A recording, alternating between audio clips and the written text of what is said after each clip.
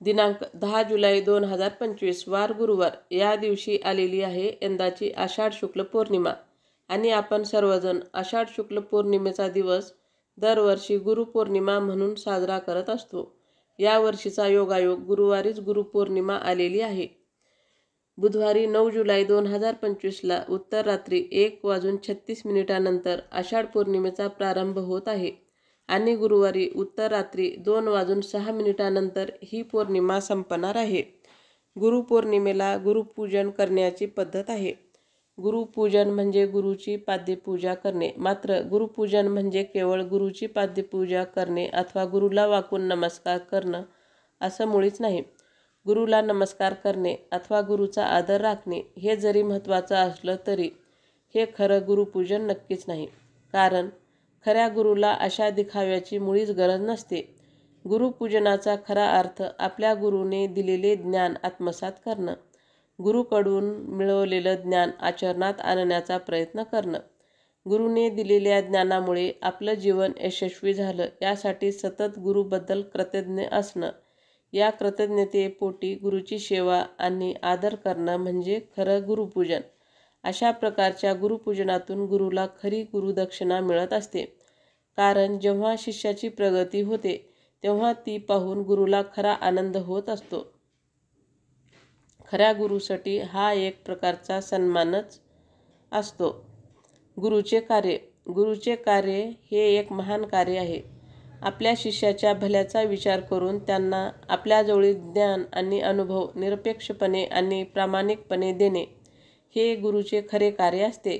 ज्ञान देताना गुरुची भावना ही अहंकाराची नसावी. या ज्ञानाने आपल्या शिष्याच्या जीवनाचे कल्याण होणार आहे अशी भावना गुरुकडे असावी. कारण जेव्हा गुरुने दिलेल्या ज्ञानाने शिष्याची प्रगती होते तेव्हा ती प्रगती पाहून जर गुरुला आनंद आणि समाधान झाले तरच तो खरा गुरु जाणावा. शिष्याला जितकी गुरुची गरज असते तितकीच गुरुला देखील शिष्याची गरज असते. जर शिष्यच नसेल तर गुरु आपले ज्ञान कोणाला देणार. म्हणूनच गुरुने देखील आपल्या शिष्याबद्दल कृतज्ञ असावे. शिष्याची वागणूक. गुरुकडून मिळालेले ज्ञान नम्रपणे स्वीकारतो. त्या शिष्याला गुरुकडून मिळालेले ज्ञान जसेच्या तसे मिळते. कारण ज्ञान ग्रहण करताना शिष्याकडे नम्रपणा नसेल तर गुरुकडे शिष्याबद्दल प्रेम आणि आपलेपणा असूनही शिष्याला समजावणे गुरुला कठीण जाते. कारण ज्ञानप्राप्तीमध्ये शिष्याचा अहंकार अडथळा निर्माण करत असतो. यासाठीच शिष्याची गुरुवर मनापासून श्रद्धा असणं गरजेचं आहे. त्याचसोबत गुरुकडून मिळवलेले ज्ञान आपल्या जीवनात आचरणात आणण्याचा शिष्याने तंतोतंत प्रयत्न करणे देखील गरजेचे आहे. असे केल्यास शिष्याच्या पाठी गुरुच्या ज्ञानाचे बळ आणि साधना निर्माण होते आणि त्याची आयुष्यात प्रगती होत असते. गुरु शिष्याचे आदर्श उदाहरण. भारतात प्राचीन काळापासून गुरु शिष्य परंपरा आहे. कृष्ण अर्जुन, अर्जुन द्रोणाचार्य, एकलव्य द्रोणाचार्य, चाणक्य चंद्रगुप्त अशी अनेक उदाहरणे पुराणात सापडतात. असं म्हणतात की अर्जुन कृष्णाचा इतका मोठा भक्त होता की त्याच्या अंगातील केसांमधून देखील कृष्णाच्या नामाचा जप ऐकू येत असे. कृष्णाच्या मार्गदर्शनानुसार अर्जुनाने आचरण केल्यामुळे महाभारतात पांडवाचा विजय झाला. रामकृष्ण परमहंस, स्वामी विवेकानंद, रामदास स्वामी, शिवाजी महाराज ही उदाहरणे देखील गुरु शिष्यासाठी प्रसिद्ध आहेत. खरा गुरु कसा ओळखावा? जो गुरु शिष्याच्या भल्याचा विचार करतो तो खरा गुरु. शिष्य चुकत असल्यास त्याला योग्य आणि अचूक सल्ला देण्याचा जो प्रयत्न करतो, ज्याला शिष्याविषयी आंतरिक तळमळ वाटत असते, शिष्याची प्रगती होण्यामध्ये ज्या गुरुला धन्यता वाटते तोच खरा गुरु असतो. गुरुने सांगितलेला मार्ग अवलंबण्यासाठी कोणत्या गोष्टी शिष्यामध्ये असाव्या लागतात?